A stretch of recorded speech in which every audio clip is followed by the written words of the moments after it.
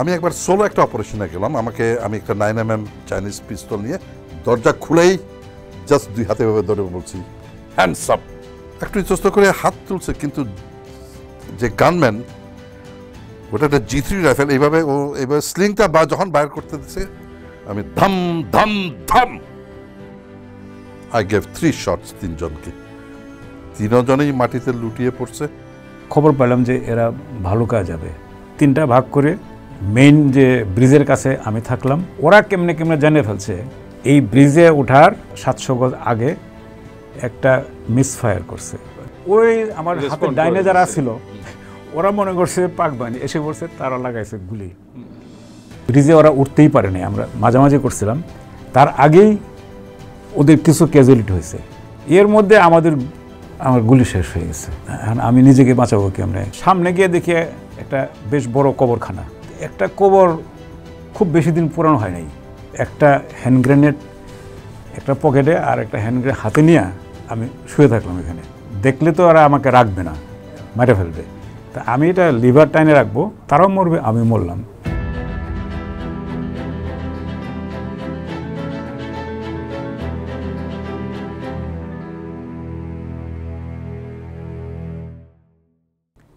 October মাসে I think that was Ramzan was there, এই সময়ের মধ্যে সম্ভবত রমজান ছিল বা রমজানই ছিল প্রবাবলি। তখনও কিন্তু নদী নালা ভর্তি, একেবারে পানি টানিতে ভর্তি। তো ওই আমার হোম রেল স্টেশন যেটা মশাখালী, এখান থেকে একটা রোড কানেক্টিং ভালুকা, যেখানে এই যে ময়মনসিংহে ভালুকা, এইখান দিয়ে পাকবাহিনী যাতায়াত করে। তা এই আমার বাড়ি থেকে 1.5 মাইল দূরে একটা নদী আছে, শিলা নদী। এটার উপরে এখন পাকা ব্রিজ হয়েছে, তখন কাঁচা ব্রিজ ছিল, কাঠের ব্রিজ ছিল। তো এইখানে আমরা খবর পেলাম যে এরা ভালুকা যাবে পাকবাহিনী।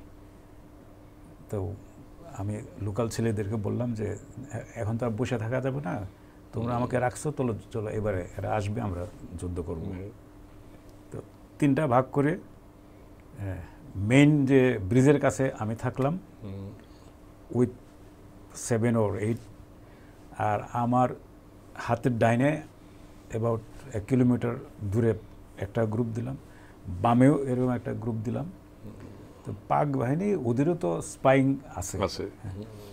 ওরা কেমনে কেমনে জানিয়ে ফেলছে, জানছে যে এটা পাড়িতে গেলে, ব্রিজ পাড়িতে গেলে, আর ব্রিজটা আমরা কিন্তু ওই কাঠের ইয়াতে ভাঙ্গা এমনভাবে করছি যে গাড়ি নিয়ে উঠলে যেন পড়ে যায়, ওই সময় আমরা গুলি করবো, দ্যাট ওয়াজ দ্য আইডিয়া।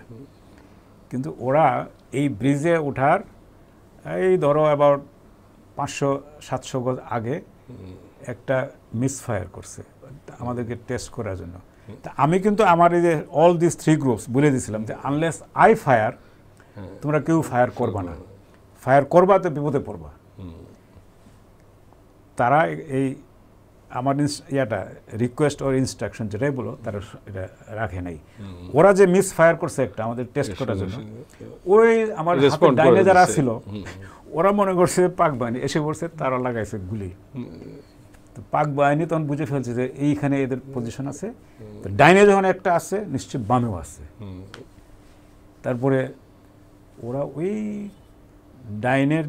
আমার ডাইনে যে গ্রুপটা ছিল ওদের থেকে আরও দূরে গিয়া নদীটা পার হয়েছে, নৌকা তো অ্যাভেলেবল, বর্ষা সিজনে নদী পার হইয়া ওদের কয়েকটাকে মেরে ফেলছে আমাদের মুক্তিযোদ্ধা। আই থিঙ্ক 5 of the মুক্তিযোদ্ধা শহীদ দিয়ে। আর আমাদের এখানে আমরা করছিলাম ব্রিজে, ওরা উঠতেই পারেনি, আমরা মাঝামাঝি করছিলাম, তার আগেই ওদের কিছু ক্যাজুয়ালিটি হয়েছে। তো তারা আর ব্রিজে উঠে নাই, তারা এখানেই রয়েছে। ওই দক্ষিণের যে আমার হাতের ডাইনে ওই গ্রুপটা এদিকে আসছে, আর আমার হাতের বামে যেটা গ্রুপ ছিল ওরাও নদী ক্রস করে আসছে, কারণ ওরা বুঝে গেছে যে 2-3টা গ্রুপ হবে। এর মধ্যে আমার গুলি শেষ হয়ে গেছে।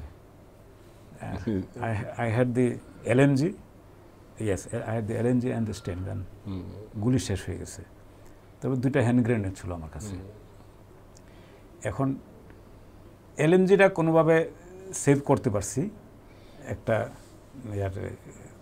কচুরি কচুর বাগানে এখানে দিয়ে দিছি। তারপরে আমি নিজেকে বাঁচাবো কেমনে, কারণ ওই দিক দিয়ে এটা মাই আন্ডারস্ট্যান্ডিং যে ওরা ওই দিক দিয়ে আসতেছে, আবার এদিক দিয়ে আসতেছে। আর ইন দ্য মেন টাইম নিশ্চয়ই এরা এই ব্রিজও পার হয়ে গেছে। এখন আমার কোনো বাঁচার কোনো উপায়, আমার সাথে যে একটি ছিল ওর একটা এখানে, আমার সাথে দুজন আহত হয়েছে। একজনের এখানে হাতে একটা বুলেট লাগলো, কিন্তু হাড্ডিটা ভাঙে নাই, এদিকে ঢুকে ওদিকে বার হয়ে গেছে, তো সে বেঁচে গেছে। আর আরেকটা ছেলে ছিল, নাজমুল নাম, এই মুক্তিযোদ্ধার। ওই সময় তোমরা হয়তো দেখো নাই যে প্রচুর এই যে বাঁশ একসাথে করে কর্ণফুলী সুগার মিলে নিয়ে যেত, ওই বাঁশের উপরে কিন্তু ওই মাঝিরা থাকতো, ওই সময় ওই বাঁশের ইয়ার উপরে কোনো মাঝিরা যে ছিল না, এরা গুলি শুনে চলে গেছে, কিন্তু বাঁশ তো আর আটকাতে পারে না, এরা যাচ্ছে। তো নাজমুলকে বললাম যে তুমি এই বাঁশের নিচে গিয়ে ঢুকে যাও, তুমি খালি নাকটা উপরে রেখে দম ছাড়ার মতো রাখো, পাক বাহিনী পানিতে নামবে না। আর আমি যাইতেছি কিভাবে বাঁচবো, সামনে গিয়ে দেখি একটা বেশ বড় কবরখানা, তো কবরখানাতে আরবি লেখা আছে, বাংলাও লেখা আছে, ওয়াল টল দেওয়া আছে। তো আমি কপালে যা আছে, কবরখানার মধ্যে গাছটা কিন্তু ভর্তি হয়ে গেছে, এটা ঠিক। একটা কবর খুব বেশি দিন পুরানো হয় নাই, একবার নতুনও না, দেখলাম যে এটা ডাইবে গেছে। আমি ওইখানে গিয়া তোমার ওই একটা হ্যান্ড গ্রেনেড একটা পকেটে আর একটা হ্যান্ড গ্রেনেড হাতে নিয়ে আমি শুয়ে থাকলাম এখানে। তো ওইখানে যেহেতু পাক বাহিনী আসতেছে এই নদীর পাশ দিয়া, আইসে আরবি লেখা দেখিয়া, কবরখানা দেখিয়া, বাঙালি যে রাজাকার ওরা বলছে যে এখানে সব ধর্মীয় সুফি মানুষদের কবর আছে এখানে, ওরা আর কবর ওয়াল ক্রস করে আর যায় নাই, তারা এটাকে বাইপাস করে ওদিকে গেছে গিয়া। আর হ্যান্ড গ্রেনেডটা আমি এই জন্য নিয়েছি হাতে, যে এটা যদি আমাকে দেখলে তো ওরা আমাকে রাখবে না, মেরে ফেলবে। তা আমি এটা লিভার টাইনে রাখবো, আসার আগে একটু আগে তো টের পাবো যে আমারে একটা ব্যানেট খোঁচা দিলে তো এটা অটোমেটিক খুলে যাবে, তো তারাও মরবে, আমি মরলাম। এটা হচ্ছে ভুল সিদ্ধান্ত কি রং কি রাইট সিদ্ধান্ত, I do not know, but somehow it worked. তারপরে এরা ক্রস করে চলে গেছে, ওদের পায়ের শব্দ কিন্তু শুনতে পাচ্ছি আমি, চলে গেছে। অনেকক্ষণ পরে এই ধরো তখন সন্ধ্যা হবে, এখন আর কতক্ষণ থাকবো শুয়ে, এটা তখন আমি টেস্ট করার জন্য এরা আছে কিনা আমি নদীতে ফেলে দিলাম। এটা বাস্ট হলো, হওয়ার পর দেখলাম না, দের ইজ নো রেসপন্স নাই। তারপর উঠে আসলাম। তারপরে এটা তো একটা গ্রেট স্কেপ বলতে হবে, যে আল্লাহ রাখে, আল্লাহ রেখে। তো মনীষ ভাই, আপনার স্টোরিটা একটু শুনি, যে আপনি তো রাজশাহী থেকে সোজা রাঙামাটি চলে গেলেন নাকি? ইন্টারেস্টিং জার্নি, মোশাররফের মনে নাই। আমরা বাস আমাদের খেল খতম, বাড়িতে চলো। আমরা ততক্ষণে whole communication network of East Pakistan disrupted, nothing is there. তো আমরা একটা ট্রেনে উঠলাম, এসে ঈশ্বরদী এসে পৌঁছলাম সন্ধ্যাবেলায়। আমরা জিজ্ঞেস করলাম এখন ঢাকামুখী ওদিকে, দেখলাম কোনো ট্রেন নাই, সব ট্রেন বন্ধ। তখন কি করা যায়, আমরা বললাম ঠিক আছে, আপাতত আজকে সন্ধ্যার রাতটা থাকার একটা ব্যবস্থা করি। আমরা একটা পরিত্যক্ত একটা ট্রেনে গিয়ে দেখি একটা ট্রেন পড়ে আছে। আমরা একটা ফার্স্ট ক্লাসের ক্যাবিনে, আমরা কয়জন, ওই আমি, তুই, আফজাল ইবনে নূর, তিনজন, কারণ ইয়া তো তিনজনই, আমরা তিনজনে একটা ভালো মতো নিয়ে টায়ার্ড, দিলাম ঘুম। গভীর রাতে ট্রেনটা চলছে, আলহামদুলিল্লাহ যাইতেছি। বাবা বাবা, ভোর সকালে যখন উঠলাম, পৌঁছে দেখি যেখান থেকে স্টার্ট দিচ্ছে রাজশাহী, আমরা ওখানে আবার ওই ঈশ্বরদী থেকে এদিকে জানি ওটা আবার রাজশাহী আসছে। এনিওয়ে, তারপরে আবার কিভাবে গেছি আমার মনে নাই। তো ময়মনসিংহে গিয়ে পৌঁছলাম, তখন রাত বাজে। another train started from Rajshahi. যাই হোক, আমি আর অদ্ভুত যাচ্ছি না। ময়মনসিংহে পৌঁছলাম, ময়মনসিংহে আবার আসলো সি অফ করতে, সেলিম। আমাদের 138 আসলো, সেলিমের সাথে দেখা হলো। সেলিম আবার যাই হোক হয়ে আমি আর আফজাল চলে গেলাম, দ্যাটস ইট, চিটাগং। ওটা একটা স্মুথ জার্নি ছিল, একটা ট্রেন পাইছি আপ টু চিটাগং।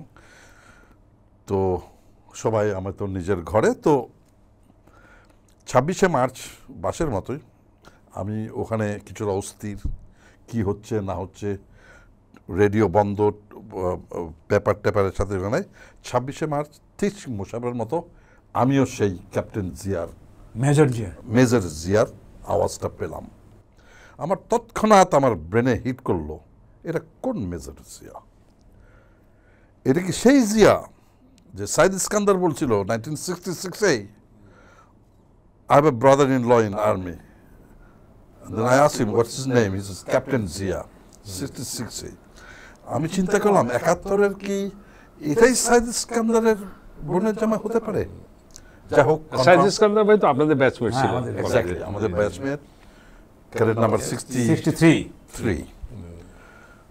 যাই হোক, এটা কনফার্ম করার, কিন্তু আমি দূর জানতাম যে যুদ্ধ শুরু হয়েছে। আমি নিশ্চিত মোশাররফ যুদ্ধে যাবে, রুমি যুদ্ধে যাবে, আফজাল ইবনে নূর যাবে, আমরা যে 5 জন আমরা যাবই, সেই সাথে রুমি যাবে, এতে আমার কোনো তালেবুল মওলা যাবে, এ ব্যাপারে আমার আর কোনো সন্দেহের অবকাশ নাই।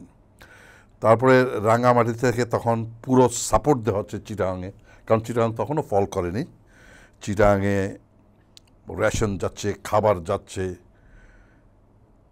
এবং এক সময় দেখলাম চিটাগাং ক্যাপচার হওয়ার পরে জিয়াউর রহমান রাঙামাটির উপর দিয়ে খাগড়াছড়ি হয়ে উনি রামগড় চলে গেলেন।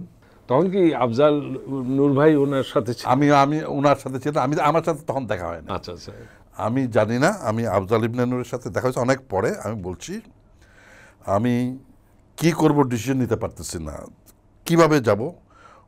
ওই বন্ধুবান্ধব রাঙামাটি থেকে জিজ্ঞেস করলাম, চল, কাউকে পাই না। এর বললেন না, ওরে বললে হ্যাঁ যাইতে পারি। যাই হোক, আমি আর অত তোয়াক্কা না করে আমি নিজে একদিন ফুটে চলে গেলাম, এবং চলে গেলাম রামগড়। এবং রামগড়ে যাওয়ার পরে, রামগড় তখনও ফল করেনি, এটা এপ্রিলের মিড এপ্রিল তারিখ। ওখানেই আমার দেখা হয় আফজাল ইবনে নূরের সাথে। আফজাল ইবনে নূর আমাকে পেয়ে তো প্রচণ্ড খুশি, আমরা একসাথে থাকলাম। আমি না, আফজাল ইবনে নূরের স্ট্যাটাস ইজ ভেরি হাই। উনি তো জেনারেল জিয়ার ছিলেন, এডিসি, মেজর জিয়া তখন sector commander, acting as ADC, acting ওর অ্যাসিস্ট্যান্ট হিসেবে, অ্যাজ অ্যাসিস্ট্যান্ট। আমি থাকতাম স্কুলে, আমার সাথে ওখানে অনেক বন্ধু বান্ধব পাইলাম রাঙামাটির। এনিওয়ে, মের ফার্স্ট উইকে, in the meantime lieutenant Aftab Kader মারা গেলেন মালচুরি। দ্যাট উই হ্যাভ, এটা আমাদের দেখা। ওখানে বিশেষ নূর মোহাম্মদ মারা গেলেন। আমি তখন যাই নাই, উনিও মাহালচুরিতে মারা গেছেন, কিন্তু আফতাব কাদের তখন আমি রামগড়ে। এনিওয়ে, এটা মেতে যখন এটা ফল করলো, তার আগেই জাস্ট ওই পারে, রামগড়ের ওই পারে হরিণা বলে একটা জায়গা আছে সাবরুমের, ওখানে একটা ইয়ুথ ক্যাম্প আছে। আমরা ইয়ুথ ক্যাম্পে ট্রান্সফার হয়ে গেলাম সবাই। ওটার লজিস্টিক্স, এটার করতে, এটা বিল্ড আপ করতে সময় লাগলো, টাইম লাগলো। আমরা ওখানে আছি, এর মিন টাইম এখানে অনেক বন্ধু বান্ধব আসলো, পরিচিত ঢাকার আসলো, আসতেছে এই পরিচিত লোকজন আসতেছে, দেখা হচ্ছে। তো এক সময় আমি চলে আসলাম আগরতলা এসে আমার এক বন্ধু ছিল খাগড়াছড়ির, রণবিক্রম ত্রিপুরা, সেও একজন বীর মুক্তিযোদ্ধা। ওর সাথে দেখা করে আমাদেরকে বললো যে একটা কাজ করি, আমরা একটু ভিতরে যাই, রাঙামাটিতে যাই, কিছু পাহাড়ি যে যোদ্ধা আছে ওরা ওয়েটিং, ওদেরকে গিয়ে নিয়ে আসতে হবে। আমি আর রণবিক্রম আমরা রামগড় দিয়ে খাগড়াছড়ি এসে কিছু পাহাড়ি মুক্তিযোদ্ধা নিয়ে আমরা আবার চলে গেলাম। যাই হোক, এভাবে একদিন আমার ট্রেনিংয়ের সময় আসলো। ট্রেনিং হচ্ছে কোন জায়গায়? চান্দাওয়া, আচ্ছা, উত্তরপ্রদেশের, বাংলাদেশের লিবারেশন ফ্রন্টের বিএলএফ হিসেবে। এটা এটা সময়টা হবে আগস্ট, জুলাই কি আগস্ট, আমার এক্স্যাক্টলি এক্সাক্ট ডেট মনে নেই। I think that starts, that BLF training started from first week of August. August possibly August. চলে গেলাম, 1 মাসের ট্রেনিং। আমি দেখলাম ওখানে আসলে ট্রেনিং বলতে ওগুলি কোনো ট্যাকটিক্যাল ট্রেনিংই না, আমি এখন বুঝি। মানে জাস্ট কিছু লেফট রাইট টার্ন, কিছু ফায়ারিং, কিছু ডক্ট্রিনেশন, পলিটিক্যাল ডক্ট্রিনেশন আছে, আর অস্ত্র খোলা জোড়া এবং এক্সপ্লোসিভের ইউজ। যাই হোক, এটা দিয়ে একটা গেরিলা বানিয়ে আমাদেরকে আবার রিটার্ন নিয়ে আসা হলো আগরতলায় আসে। তো এইটার ব্যাপারে আমি এই জার্নিটা একটু ডিসক্রাইব করতে চাই। যে প্লেনে নেওয়া হলো এটা ছিল একটা ট্রান্সপোর্ট প্লেন, এবং কয়েকশো, আমি ঠিক জানি না শখানেক, কারণ কোনো দেখাশোনা নাই, রাতের বেলা আগরতলায় গিয়ে একসাথে অন্ধকারে উঠানো হলো। এটা কোনো সিট নাই, কোনো সিট বেল্ট নাই, এটা কোনো সাউন্ড প্রুফ নাই। আমাদেরকে নিচে এভাবে বসানো হলো, ল্যাশিং করা হলো, আছে এভাবে, ওই যে লাগেজ ল্যাশিং। প্লেন উড়লো, তো যখন প্লেন ডানে যায় সবাই এভাবে, আমরা এক কাঁধে, আবার যখন বাঁয়া যায় আমরা সবাই এক হাতে হাতে। যাই হোক, এটা একটা মজার বিষয়, কারণ ওখানে বমি টমি করে একেবারে যাতা অবস্থা, আর কান আমি ব্লক, মানে 7 দিন আমি কিছুই শুনতে পেতাম না। এটাই একটা ইন্টারেস্টিং পার্ট। যাই হোক, আগরতলা এসে এখন আমার এমপ্লয়মেন্ট হচ্ছে পার্বত্য চট্টগ্রাম, এবং সেই সুবিধা আমাকে পোস্টিং করা হলো দেমাগরি, যেটা পার্বত্য চট্টগ্রামের ইস্টার্ন সাইডে একটা ছোট্ট একটা টাউন। আমি ওখানে গেলাম, ওখানে একটা বিশাল ইয়ত ক্যাম্প ছিল, এবং প্রচুর বিএলএফের প্রচুর মুক্তিযোদ্ধা ছিল, এবং ওখানে বিশাল একটা স্কোপও ছিল যুদ্ধের। আমি অনেকগুলো অপারেশনে গেছি, অনেক, mostly patrolling, recce patrol, fighting পেট্রোলেও গেছি। তো একটা ঘটনা শুধু আমি এখানে উল্লেখ করতে চাই সবার জানার জন্য, my first mission of killing enemy. আমার এটা খুব ইন্টারেস্টিং পার্ট। আমি একবার সোলো একটা অপারেশনে গেলাম, আমি একটা 9mm চাইনিজ পিস্তল নিয়ে একটা ইনফরমেশন কালেকশনের জন্য। সেটা হচ্ছে ইস্ট পাকিস্তান আমাকে ঢুকতে হবে, দেমাগরির সাউথের থেকে ঢুকে একটা গ্রামের নাম এখন আমি ভুলে গেছি, ওখানে একটা কন্ট্যাক্ট আসবে, ওর কাছ থেকে আমার কিছু ইনফরমেশন। দুপুরবেলা আমাকে বিএসএফ আমাকে ইনফিল্ট্রেট করে যাওয়ার পরে আমি ওখানে গেলাম। আমি ওয়েট করতেছিলাম সেই লোকটা আসবে, কিন্তু সে লোকটা আসে নাই। বিকালবেলা আমি দেখলাম, আমি এর আগে কোনো দিন কাউকে আমি গুলি করি না, আমার গুলি করে আমি শত্রু হত্যা করি নাই। আমি বিকালবেলা আমি আরেকটু হলে পরেই চলে আসতাম, কিন্তু হঠাৎ দেখলাম যে গ্রামে কুকুর ঘেউ ঘেউ করতেছে। আমি জানি এটার সিগন্যাল হচ্ছে গ্রামে আসছে, মানে অপরিচিত। আমি দেখলাম গ্রামের, আমি যেই ঘরে আছি উনি অতিষ্ঠ হয়ে গেলেন। ট্রাইবাল হাউস, ঘরের থেকে নেমে জঙ্গলের ফাঁকে উনি বললেন, এ তো অবস্থা কাহিল, 3টা মিজো আসতেছে। তো আমি তো প্রমাদ গুনলাম, আমার এদেরকে ফেস করা ছাড়া আমার আর কোনো উপায় নাই, কারণ জিরো লাইন, মানে বর্ডার ওখান থেকে প্রায় মাইলখানেক তো হবেই ভিতরে। তার মানে কনফ্রন্টেশন ইজ আ মাস্ট। আমি ওদেরকে দেখতেছি আসতেছে, একজন আর্মড, 2জন আনআর্মড, একজনের পিঠে একটা গিটার আছে, আমি দেখতেছি একজন আর্মড। আমি চিন্তা করলাম, আমি বাই দ্যাট টাইম আমি প্ল্যান করতেছি কি করব, কারণ আমার বিশ্বাসও করতে পারে যে গ্রামের লোকজন যে কোনো সময় আমার সাথে বিট্রে করে দিতে পারে, যে কোনো সময় বলতে পারে ধরেন। সুতরাং আমাকে টাইম দেওয়ার কোনো স্কোপ নেই, আমাকে জাস্ট আসার সাথে এটা আমার ট্যাকটিক্যাল প্ল্যান আসার সাথে সাথে I have to be just Fire. ওভাবে করে আমি কাক করে বসে লোকদেরকে বলছি শোনেন চুপ থাকেন, ওরা কাঁপতেছে, ওরা মানে ওদের কাঁপুনি শুরু হয়েছে, আই ক্যান স্টিল ফিল আমারও কাঁপুনি শুরু হয়েছে। যাই হোক বেড়ার ফাঁক দিয়ে আমি দেখতেছি ওরা আসতেছে, ফুর্তিতে আছে, কি হাসতে হাসতে আসতেছে। তো যখন উঠানের পাশে দিয়ে ঢুকে আসছে আমি জাস্ট দরজা খুলেই জাস্ট দুই হাতে ভাবে ধরে বলছি হ্যান্ডস আপ। ওই তিনজন একটু ইতস্তত করে হাত তুলছে, কিন্তু যে গানম্যান ও ওটা একটা পিছনে G3 রাইফেল, এইভাবে স্লিংটা যখন বাইর করতে দিছে আমি ধাম ধাম ধাম আই গেভ 3 শটস তিনজনকে, তিনজনেই মাটিতে লুটিয়ে পড়ছে। আমি 100 মিটার স্প্রিন্ট জিরো লাইনের দিকে, আমি আর পিছে তাকাইও নাই, দেখিও নাই কি হয়েছে, I just ran for life. ওপারে গিয়ে ছোট্ট একটা খাল আছে জিরো লাইন, ওটা ক্রস করছি। আমার ওখানে যে BSF এর পার্টি ওদের সাথে জয়েন করছি, क्या हुआ मुझे मार दिया, एनिमी आया दुश्मन आया मार दिया। আচ্ছা চল। যাই হোক আমি পরে জানি যে সেই গ্রাম তো পুরে, এর মধ্যে ক্যাজুয়ালিটি 2 সার্ভাইভড 1 ডাইড। আমি জানি না কোনটা মারা গেছে, 2 জন সার্ভাইভ করছে, একজন কিন্তু গ্রাম ওটা নিশ্চিহ্ন করে দেওয়া হয়েছে।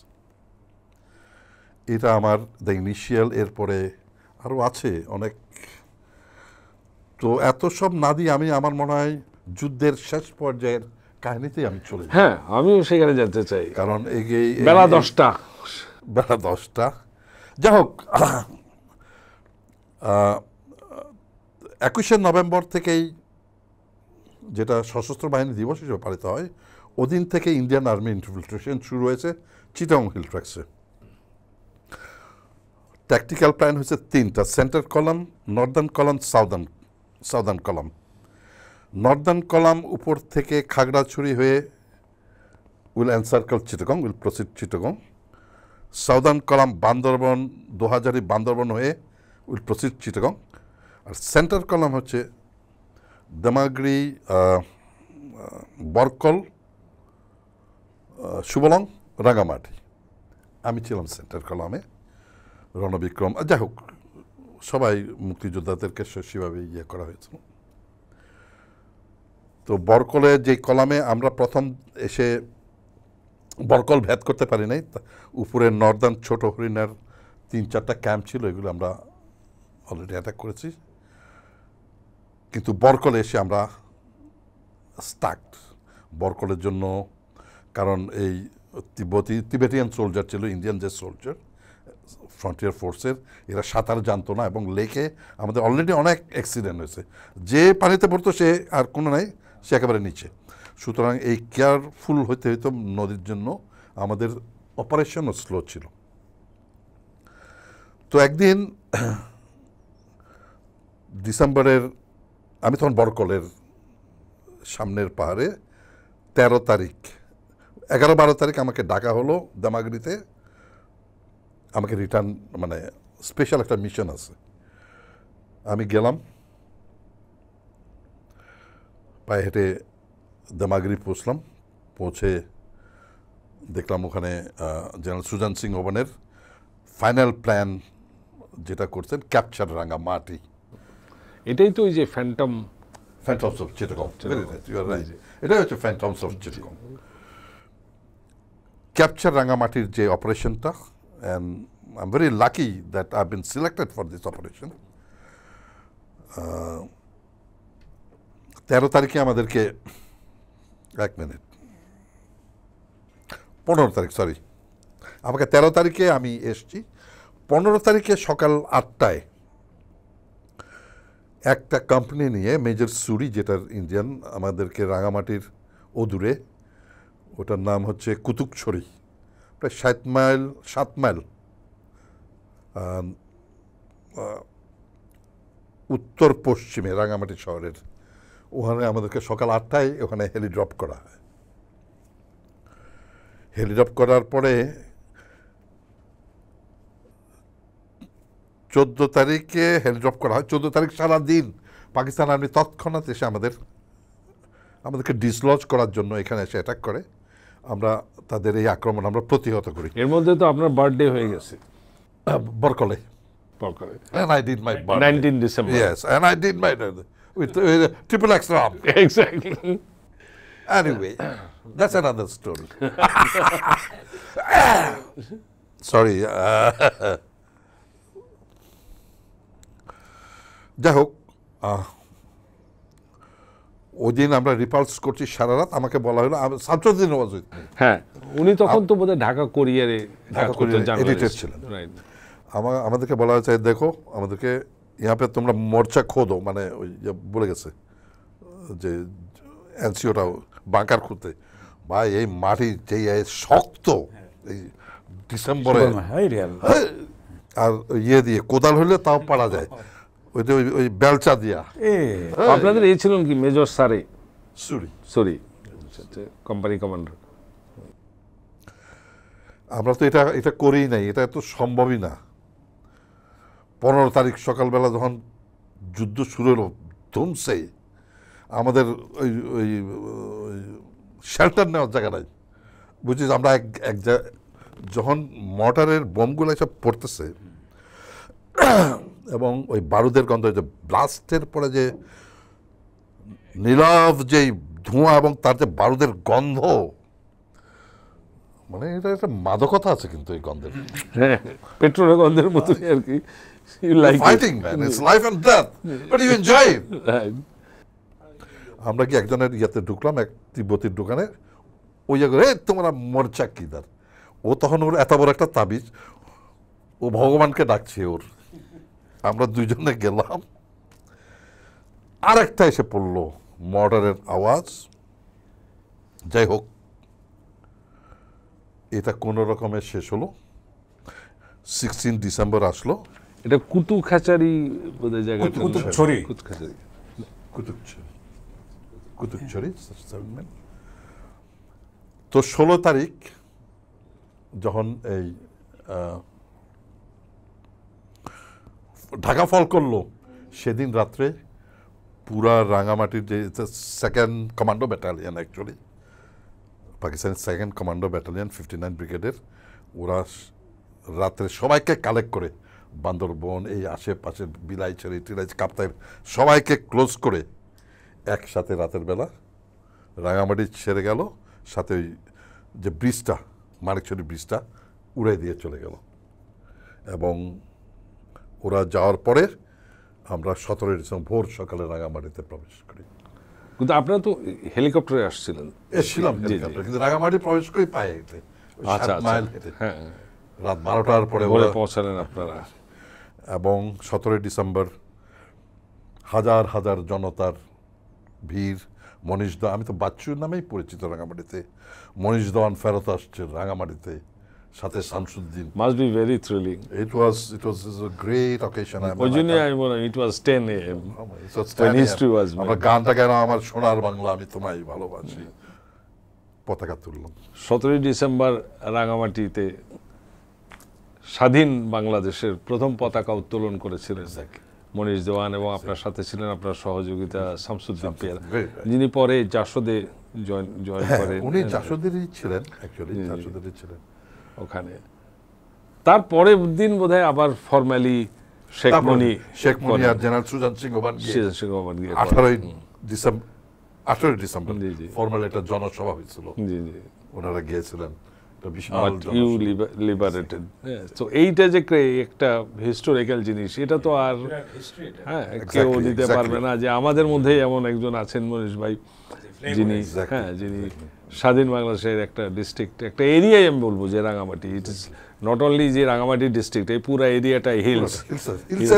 রাঙামাটি তখন কিন্তু একটা ডিস্ট্রিক্ট ছিল। জি, রাঙামাটি চিটাং হিল ট্র্যাক্টস বলতো। Rangamati was the main headquarter.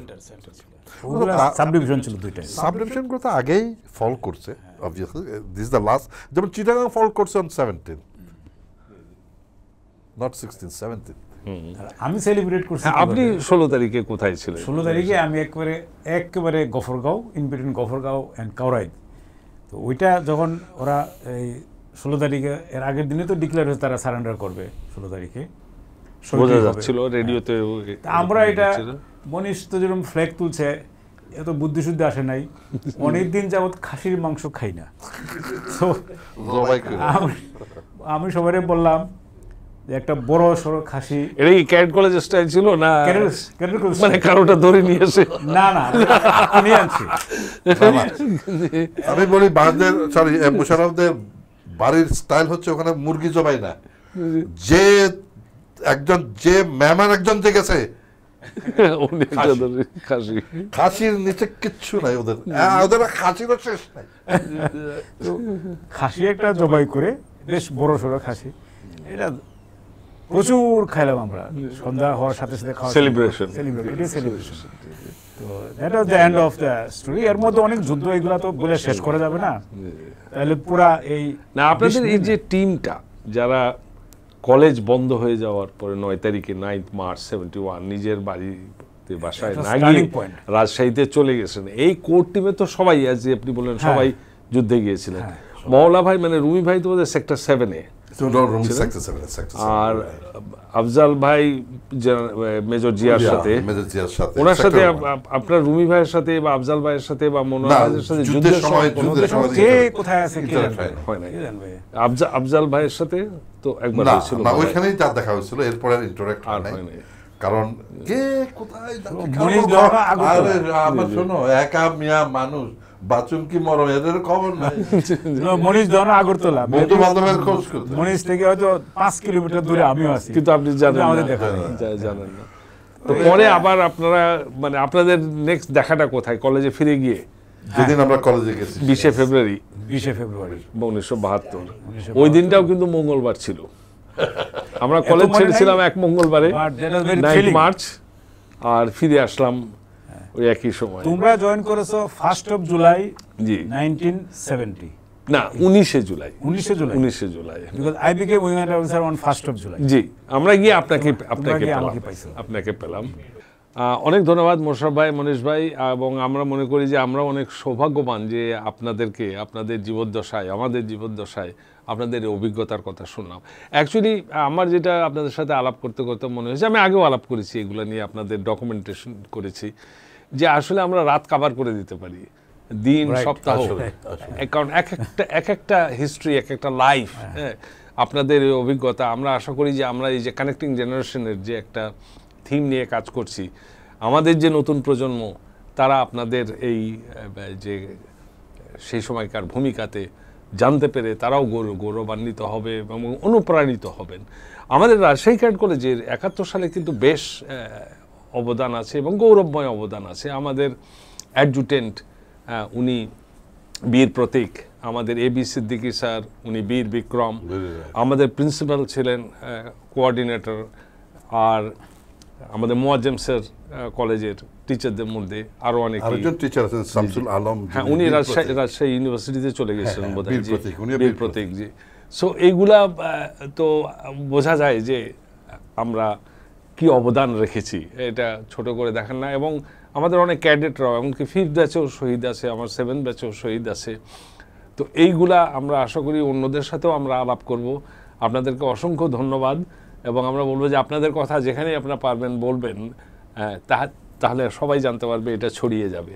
অনেক অনেক ধন্যবাদ আমাদের এখানে আসার জন্য আজকে। তোমাকে অনেক ধন্যবাদ আমাদেরকে এখানে ইনভাইট করার জন্য, আর আরও তোমাকে ধন্যবাদ এই জন্য যে তোমার সাথে আমার relationship is from 1970 and I am very happy to say যে আইয়ুব ক্যাডেট কলেজের লাস্ট ডিউটি ক্যাডেট ছিলাম তুমি, এবং পরের দিন যে একটা মর্নিং অ্যাসেম্বলি হবে যে কলেজ বন্ধ করে দিলাম, এটার যে আইয়ুব ক্যাডেট কলেজে শেষ হয়ে গেল, আইয়ুব ক্যাডেট কলেজে মৃত্যু হয়ে গেল সেদিন, এই মৃত্যুর যে হুইসেলটা এটা তুমি বাজিয়েছো, তুমি হুইসেলটা দিয়েছো। আমি জাস্ট প্রিন্সিপাল স্যার থেকে এনে তোমাকে বলেছি আর কি যে কালকে মর্নিং অ্যাসেম্বলিতে ডিক্লেয়ার হবে কলেজ বন্ধ, so we all will go back to our homes, এটা বলা হয়েছিল, তোমাকে বলছিলাম। এবং তুমি, যদিও এটা অলরেডি প্রচার হয়ে গেছে, but I requested you or advised you that you go from room to Room room to to room, room গিয়ে বলে আসবে কালকে মর্নিং অ্যাসেম্বলি যেন কোনোভাবেই কেউ মিস না করে। Thank you Tiri for bringing us here and sharing our experiences, but as you told যে এই যুদ্ধগুলি আমরা তো একটা দুইটা যুদ্ধের কথা বললাম মাত্র, বাট সব যুদ্ধের কথা বলতে গেলে রাতও কুলাবে না। So let's not make it lengthy, to cut it short. পরবর্তী সময় যদি আবার সময় হয়, certainly will share our experiences. Thank you again. আর তুমি আমাকে শুরু করছো আমাকে দিয়ে, আবার শেষ আমাকে দিয়ে করতে যাও তা না। মনীষ ভাই অ্যাকর্ডিং টু ক্যারেট নাম্বার এই তো বোধহয় তুমি বলছো, but Manish should speak now. না, ধন্যবাদ তুলিপ, আর ধন্যবাদ আপনাদের সবাইকে। আসসালামু আলাইকুম। Thank you.